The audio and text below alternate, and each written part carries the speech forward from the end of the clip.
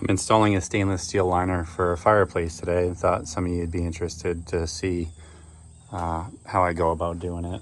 I'll step back and give you a little picture of what's going on. So this is the chimney, and I've got an access point in the back here where I was able to get to the smoke chamber and take out a couple more brick because they were bad.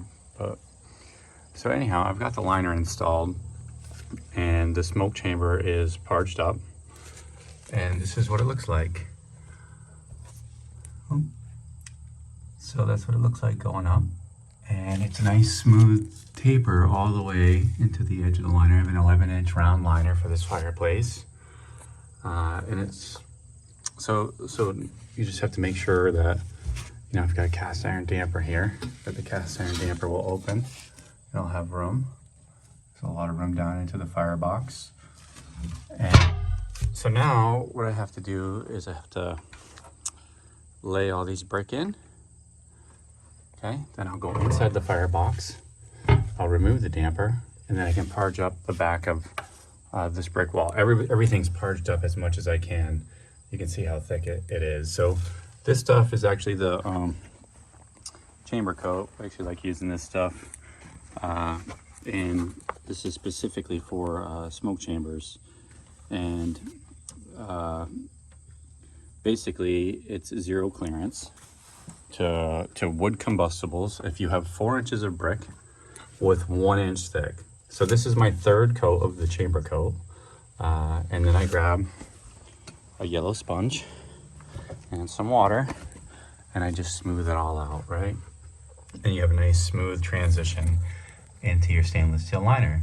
Okay, that stainless steel liner comes down with a 1/2 inch foil back insulation all the way down until just above here somewhere, where I have the connection to my stainless mesh bottom plate that goes to the exterior of the brick, and then I parge up that mesh with this chamber coat. I do it in a series of coats.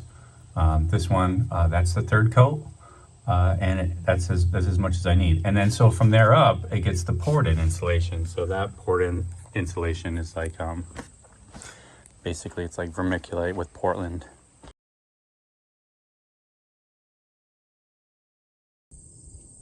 So this is a top view.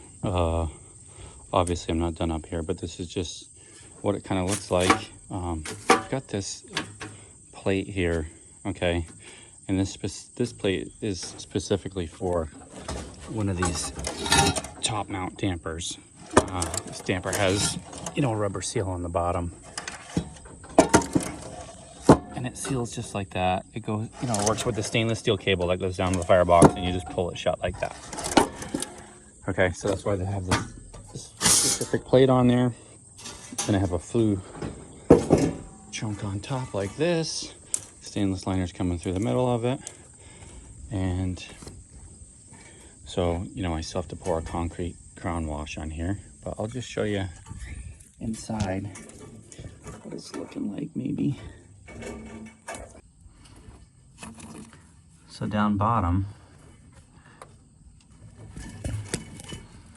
okay, so down bottom you can see, so I've got the liner wrapped in the foil back insulation and the stainless mesh, but at the bottom I also dump several bags of insulation, poured in insulation. So you just mix it with water and dump it in. It's basically like vermiculite in Portland, and that goes on top of all my chamber coat stuff down there. So that poured in insulation comes in about 3 feet up from the top of my smoke chamber, and then that ties it in with the liner, the bottom plate, and it goes around the foil back insulation as well. So it's like, it's kind of like just extra protection. I think probably a lot of people don't do it like that, and they just use the chamber coat with the liner, but I like the idea of dumping that insulation on top just to kind of make sure everything's really good in there. All right, so I'm just finishing up, and I'm going to show you what the finished product looks like. So this is the firebox. It's a painted firebox, which is kind of different, but whatever. Some people want to paint their fireboxes. So this is a look at it. I've taken the damper plate out, and as you're coming up into the smoke chamber, you see that I've got it all nice and parched up with the chamber coat, and it makes a nice smooth funnel up into that stainless liner. And so pretty much this is done, and I'm just going to put the damper plate back on, and then I'll leave it open, and it'll sit here like open like this. And we'll run the stainless steel cable down and mount the bracket on the side of the firebox to control that lock top damper. We want to leave this damper on because it's literally the only thing that's going to protect against downdrafts here. If we didn't have it and the wind blows, you know, that wind will just, you know, we'll push the smoke out into the room. So we need that damper door to help redirect that wind back up. You know, if it blows straight down the flue, that wind will hit the back of the damper plate and go upwards, hopefully.